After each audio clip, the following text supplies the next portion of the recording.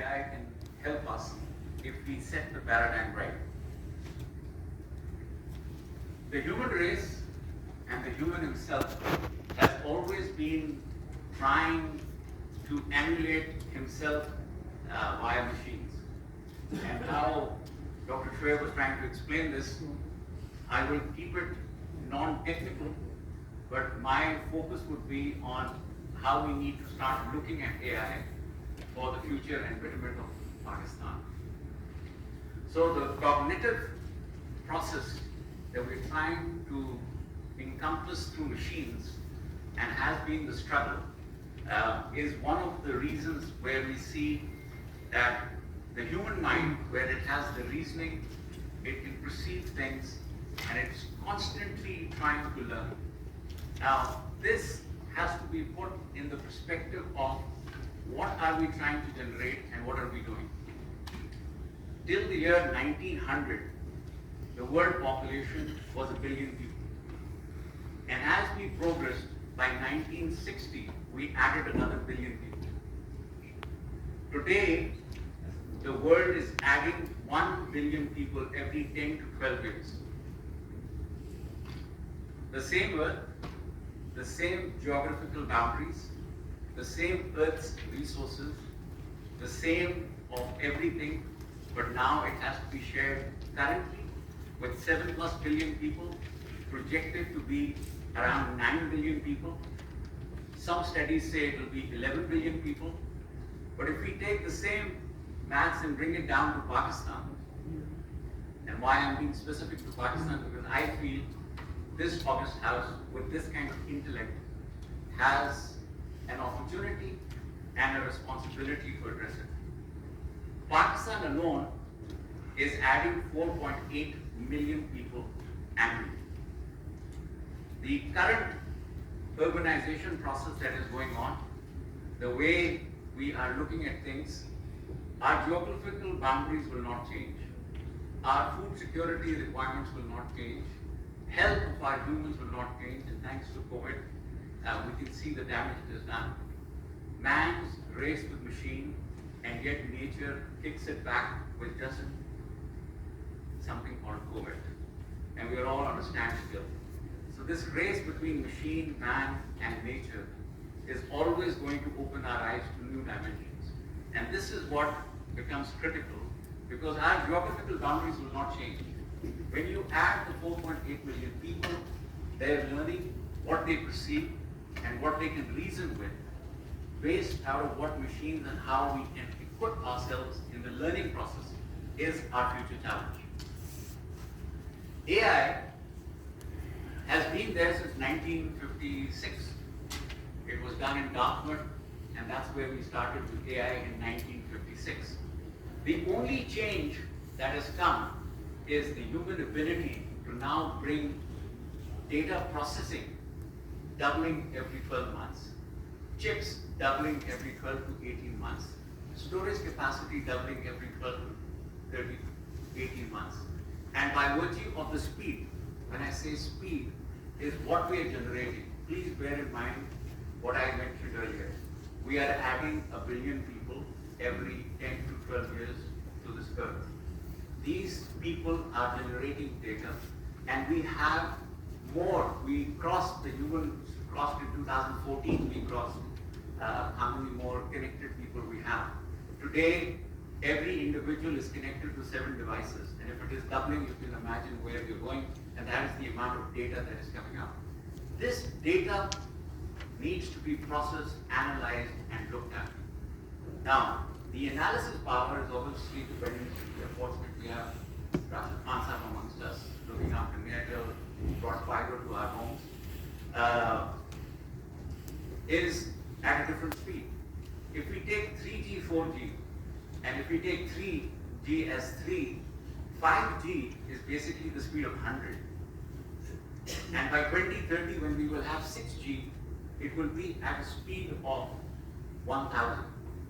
This is how fast data being generated by humans will push forward, and this is where we will need AI and its expertise, because we will not be able to cater for that amount of data. The amount of data being generated, its analytics goes into other areas, and I will dwell on that also.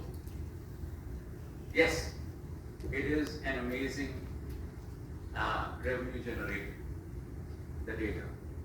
They say data is the new oil and AI is its electricity.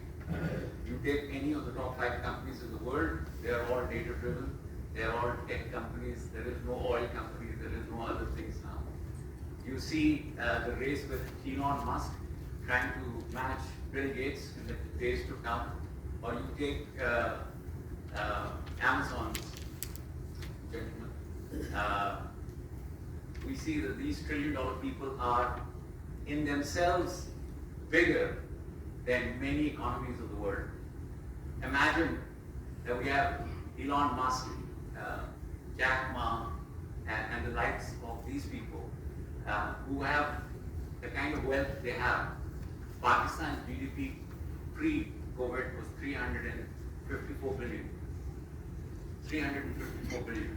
These guys are trillionaires. So one man with his organization, not many people, is challenging the new world. And how are they challenging the new world? How is this 15 trillion anticipated from and 1 trillion from analytics alone coming into play?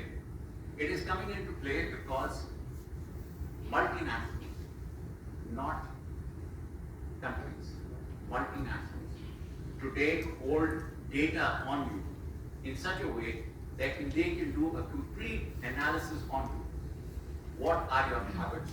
What are your buying habits? Most of you wear smartwatches, carry smartphones. Each of these things know exactly where you go, how much you move, how many steps you take. This analysis in itself gives the profiling of where the new commercial world is. And that is why we see what Amazon is doing, and that is why we see what Alibaba is doing. Unless and until we do not understand this fundamental fact and then tie it back to AI, and then tie it back to the health and welfare of the people, because one thing the human will always take a risk for. We are sitting here to learn.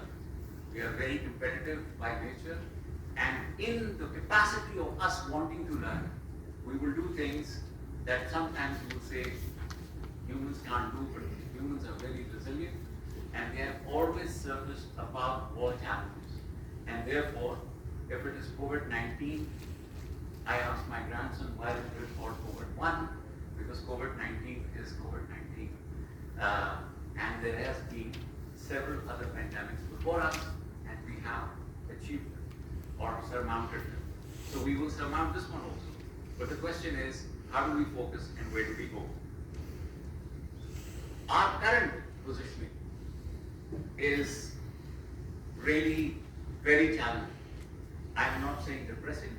I'm not saying, like I said, we are very resilient. And as Pakistanis, I believe we can reposition ourselves very well. And I will give you why I think like that. So if you take Pakistan today in the global standing, which is the AI Readiness Index, if Singapore is number 1, a country like Qatar is 42, UAE is 19, Malaysia is 22, and Pakistan is 84. And if I take it in the context of pure Asia, unfortunately in AI we are 54 of the 54. So we have tremendous growth opportunity. We now have to see from a policy standpoint, how do we trigger this growth capacity? And for that, while we were talking about the digital policy and how Pakistan needs to go digital, I would take this opportunity, sir, thanks to you, to give a thought process. The world is today divided into who owns the data. There is a Chinese thinking on cyber sovereignty, and there is a Western world thinking. There is a debate between how 5G is doing what it's doing and how Elon Musk's satellites constellation will do what it does. But all of them are looking at the human generating the data. May it be your physical health data, your emotional behavioral data, but it is all about data. And this data needs to be understood very clearly when we take it in the perspective of Pakistan. Pakistan today is the fifth largest country in the world. Fortunately, or unfortunately, I would say, we have to understand that we have 66 million people, which is the fortunate one, who are under 15, and 130 million people who are under the age of 30. But these people need to be provided jobs, these people need to be provided security, these people need to be provided a sense of belief in the country. And that, I think, is the challenge where we need to fix our policies. If data is the new oil, we need to keep the data. By the way, we are the 8th smartest smartphone nation of the world. We use more smartphones than the rest of the world, and we're already at the 8th position in the world. If these devices are generating data, this data needs to be housed in cloud computing in the geographical boundaries of Pakistan. When I say that, it is there where AI will come effective. It is analysis of that data that will give us solutions. We speak 76 languages. Allah Ta'ala has gifted us a nation which has all seasons. It has amazing, from deserts to mountains to 1,000 kilometers sea track. And this is where the 1,000 kilometer sea track is the landing site in the days to come of 4 submarine cables, which are the internet cables, which can go through, thanks to the CPEC route now, across into China and Central Asia as the new living platform for learning, because it is based on the internet that we are now communicating, and thanks to COVID, which has accelerated everything, we are looking at it. So we have the potential of converting something like 70 million people who are working right now in Pakistan generating data. If we have the right policies and the infrastructure, we can manage to store this data, and then our 200 plus universities and those who work in the AI field start doing analysis on this data. Our future is very bright. And when I say that, let me cap it further by giving you a very interesting statistic. The world today, in 80 years, will be a different world. And it will be in 80 years. If the average life of the 15-year-old is 73 as going age, and Japanese are setting trends of 100-year plus, the maximum 100-year plus people are in Japan, and health in AI is giving us that opportunity that we are fighting aging, we are making healthcare better. Imagine this population in 80 years will be around, yes, it will be 95 years old, but I strongly believe that most of them will be around. In 80 years, Africa will be 40% of the world's population. Asia will be 42% of the world's population. We are geographically neighbors to the 2 emerging superpowers. China with its $14 trillion, India with its $2.5 trillion. India today is addressing $193 billion from its IT. $193 billion. Our current post-COVID GDP is 256 billion or close to that. 193 just from IT. But India has a challenge. The population base in India per square kilometer is over 450. We are not very far. We are also at 257 or 287 per square kilometer. China, on the other hand, is amazing. China is 153. So when you look at this balance, you need to start looking at infrastructure in a very different way. We cannot push urbanization at the speed that it is going if we keep addressing that 4.8. We need to have this data and analytics in a manner that it can help us plan all our security dimensions properly. Food security being the number one, but also how we utilize our water, how do we utilize all our resources that we have within the geographical boundaries of Pakistan. And that becomes critical. We do this learning, we are the conduit between Asia and Africa. So in 2100, 82% of the world's population will be in Asia and Africa. North America and South America total will be about 4%. The 27 European countries will be about 6%. So we have a tremendous opportunity. What we need to do is focus ourselves on this. So, from a timing standpoint, Dr. Iqbal, I could not thank you more for hosting this very, very important workshop on AI in healthcare. And when we see what we have to do, the human mind is so beautiful that it was in the year 1964 that Arthur C. Clarke told us everything that we would be doing in 2020. So if we are gathered today in this August house, one of the finest brains in the country in AI, and those who are in positions of very important positions, I think it becomes our duty to look at these things and develop and align strategies that can help us as a nation and our responsibility towards the younger generation that we have to address. Healthcare becomes a very interesting aspect. But before I dive into healthcare, I would strongly recommend that we look at healthcare, and I have seen the sixth session and the speakers that you have, mashallah say, I have not seen such an amazing lineup of such intellect in any of the workshops. So I compliment you and Dr. Shahid for organizing this. But to all the participants of the workshops and all the sessions, as a Pakistani, I would like you to look at health from a slightly different perspective. The human, as an instinct, always wants to survive. And health is his key fundamental concern, desire. We all talk about everything in the world, but I think death is something we fear. And yet we want to do everything to address aging. These are great things. But AI gives us the strength, and especially with now that we're talking about neuromorphic computing, and neuromorphic computing is systems of systems and neural networks and then putting them together under one computing. So quantum computing and neuromorphic computing is the future, where we have the power, we have the analytical tools to address systems in such a way that they can do better for humanity. And the health figures better if we look at the food chain, if we look at the environment, the climate, and how we will manage the addition of 4.8 million plus the 220 million that we have right now. How do we keep them secure, healthy, and prosperous in the years to come? If we look at it from that perspective, I think we can start focusing on the tools in different ways.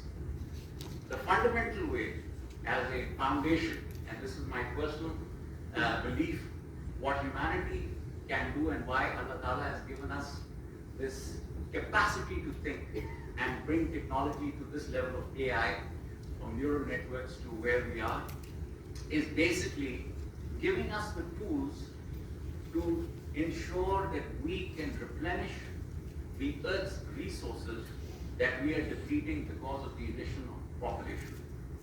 If this one fundamental message can be understood and all our thinking camps put together, can address that the geographical boundaries of Pakistan will not change, the data that we will collect on Pakistan will remain our data. The analysis that we do has to address the replenishment of the Earth's resources. The human has tried to fight nature, but it is not the fight with nature. It is us understanding nature and learning to live with it without exploiting it to a level that it starts doing other tricks that then we have to find solutions for. With the analytical tools on the geographical boundaries of Pakistan and the data that we generate, we need to focus on how human security will be guaranteed and determined by utilizing the skill sets that we have through AI that gives us the solution that we do not mess with nature. Because nature, I think, has very clearly told us why we need to wear the mask. This one microorganism is playing havoc with the most intelligent of people, and this is the core of nature. So if you look at healthcare from that perspective, I think we will have a profound contribution, and that is where we need to start developing our future strategies. Who would have known that we would be talking about cannabis and it being made legal? As Dr. Iqbal reminded me the other day, that nobody's ever died of using cannabis. But cannabis, today with the AI tools, is giving us the strength to understand how humans can manage pain, and based on the analysis that we're doing and the data that we have, it is also giving us insight on how we can do tricks and inform the brain so that it does not deteriorate, and we can try and reverse it. Again, very thin line between how we play with nature and Allah Ta'ala's creation, but yet it gives us the strength to understand the human in a much better way. So if we balance cannabis as the nature's product and how the human has to use it, I think conveys what I'm trying to convey. Gene editing, genomic data, genomic sequencing, gene editing, with the tools that we have, is allowing us to look at the human in a very different way. And we continue to work on these areas in a manner that Fredrik Lammer in Sweden is working at using genetic material, using this for infertility, for miscarriages, for trying to save human lives and create human lives in a manner that things can be done correct. If you look at microbots, 50,000 of these can be fitted into the diameter of a human hair. And this one creation of the human mind and the human skill set is fundamental to one of the most unbelievable diseases that we have, called cancer. The tests done so far using bots can kill the cancer cell in 60 seconds.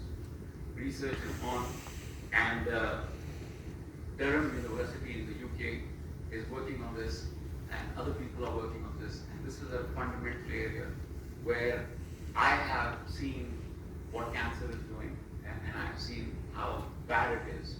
And if we can fundamentally address it, it will save our lives. Repairing tissues with nanotechnology. This is something that Ohio University is working on. And one of the most fascinating discoveries is that the human skin is programmable. And when you take this nanotechnology with chipsets and attach it with the skin, it starts healing organs and it starts healing the wounds. And this is an area which I think is critical for a country like Pakistan. When I say critical is because we are a seismic country. We are hit with not only flash floods because of rains in Karachi, but we are also hit with other climatic change calamities that are constantly hitting us. And if we have to secure the humans of Pakistan and the individuals of Pakistan and the rest of the world, we need an expertise in this. The 2005 earthquake, I think everybody remembers, these things happen. We just need to be prepared with the right tools to be able to save as many people as we can. Artificial cells that can replicate. Imperial College of UK is working on this and others. And what they're trying to do is mimic artificial cells with the biological cells. And an amazing future for biotechnology in this area. So the kids that go to medical schools, I think in their curriculum, we need to try and see if biotechnology is being also given a feeler. because this is an area where I think a lot of youngsters would want to move, because this is where we need to marry the two fields, AI and health. Aging and brain therapy. If you look at this, the statistical analysis is giving us now good insight with neural networks on how we can do this and how we can develop more understanding of the aging of the brain. The repair and regeneration of damaged heart cells. Another very, very common problem in Pakistan, hypertension, and therefore the heart. And when it comes to the heart, I always tell people that we need to understand the disease pattern and how it's impacting our society. Fortunately, we are 8 people to a family. And in the 8 people, there's always one person who is the breadwinner of the family. That one person, if we take the population and let's take a number of 10 and we divide it, the 220 by that 10, we have 22 million people that this nation has a responsibility, has to keep secure, healthy and working. Because if they do not stay healthy and working, we will affect the 10 people that they are supporting and looking after. This in itself is one of the fundamental challenges that we give to this polished house, that with the AI tools, how do we identify who the breadwinners are? How do we ensure that their health is being kept in prime condition and they have a backup in that house? Why I say this is because when this person goes down, what happens is people take loans. And they take loans from loan sharks, which take interest on those loans, trying to help save the breadwinner. And unfortunately, if the breadwinner dies, the family ends up paying. And this is where, in the past, we've seen terrorism use these families and these kids in the garb of we will feed the kid and we will make him a better Muslim, then do whatever they do with that person, or child labor, or even slaves. By the way, a statistic that may shock all of you, in the true definition of today's word slavery, Pakistan is number 3. So that is a statistic we need to abolish. We need to make sure we get rid of it. But health is so critical because the breadwinner needs to be saved, and we need to use all technology possible to make sure that the families have sustainability and continuous sustainability. And AI in addressing the heart is doing fundamental and very good work. Generating tissues and organs that are viable for transplant. This is another area where we need to see how it is focused and what it is doing. We can move on to stem cells, neurons, replace damaged neurons, integrated in the brain. MIT and Broad Institute are working on this area, and this is also something that I feel is critical and we need to study it. I would conclude by saying that we are fortunate that our parents, our elders gave us the opportunity to be where we are by investing in us. The nation invested in us, and we are the very few. If you did a survey and put together how many people in this country are in the field of AI, you will find that the number is very, very limited. Let alone having a PhD, but also a PhD in AI is very limited. So the responsibility on us is far greater. And that responsibility needs to be translated not only in saving human lives in healthcare, but needs to be translated in ensuring that we replenish the Earth's resources so that the human living in the geographical boundaries of Pakistan remains secure, healthy, happy, and prosperous. I thank you all for your attention.